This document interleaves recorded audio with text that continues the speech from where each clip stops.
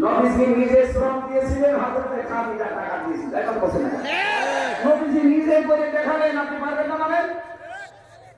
ইসলামী bank তো এটাই করে প্রতারণা হিসাবে, আপনার টাকা আপনাদের শ্রম আমরা বিভিন্ন জায়গায় এগুলো খাটায়, লাভ হলে লাভের ভাগ না লাগবে, লস হলে লসের ভাগ না লাগবে, খাটায়।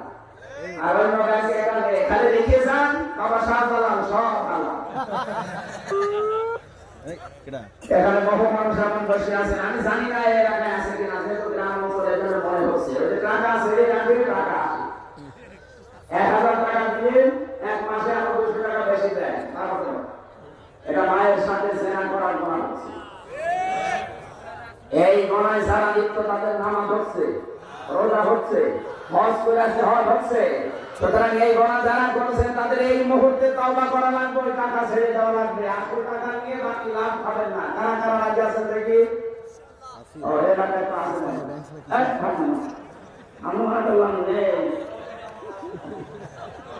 আপনারা কাজ করার হাত তুলেন কেন?